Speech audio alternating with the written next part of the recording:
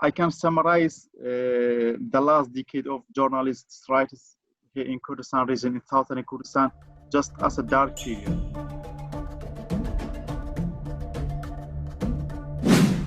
Welcome to Dung Media. I'm Haroon Esmail, and today's podcast is with Renwar Najm, who's a journalist based in the Kurdistan region of Iraq. Thank you for joining us. Thank you for having me on the show. What is it like working as a journalist in Kurdistan region? There are many competing interests, and most, if not all, channels and outlets, such as your Ruda, your NRT, KNN, Kurdistan TV, are owned by one party or another. So how does a journalist manage to remain unbiased, in this region? In most of the cases, journalists in Kurdistan have two ways to choose between. One of them is joining party-affiliated outlets, where journalists can enjoy high salary, modern technology, and good facilities. The other way is to become an independent journalist, where all things are opposite. A low salary, poor technology, and etc. So, and here in Kurdistan, most of the journalists choose the first way, and I cannot blame those journalists for what they choose. 2 years ago, a friend of mine sold out his own car to found an independent and unbiased website. So he could easily have choose to work for partisan outlets, for partisan medias, but he made a huge sacrifice. So I do believe, though, it's not easy to remain as an independent journalist in Kurdistan. So you do say that it is possible to remain unbiased, but from what I'm gathering from what you're saying is that they face many different challenges and obstacles in their work. Could you just tell me a bit more about the challenges that they face?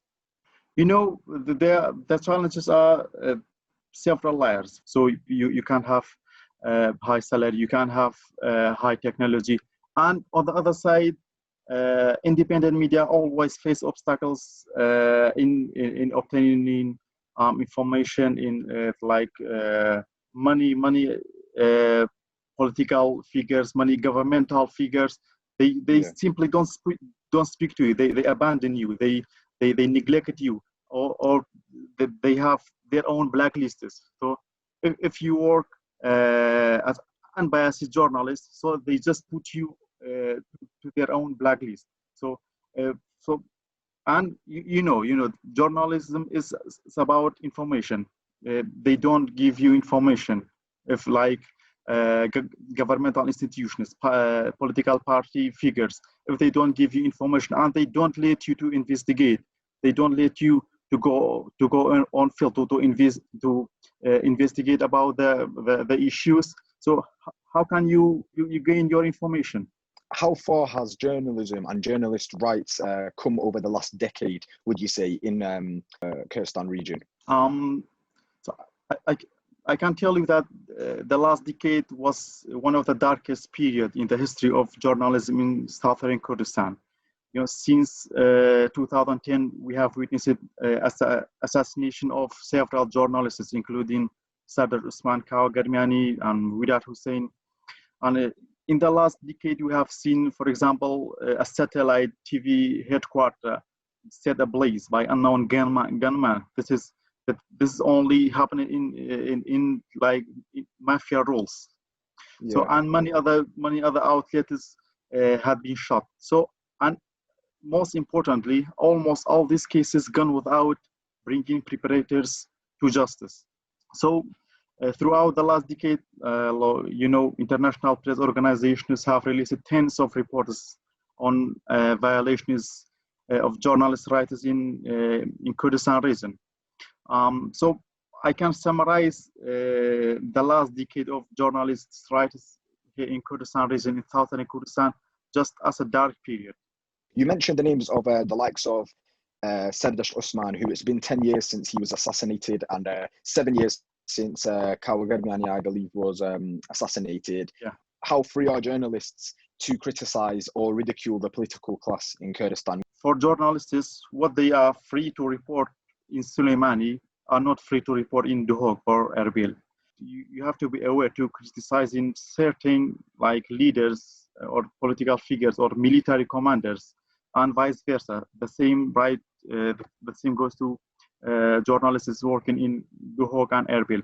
I've seen that you personally have tweeted about and raised awareness on the case of Heyman Mamand, who's the arrested journalist. Could you just tell us about what your thoughts are on his case and what it means for journalism in the KRG?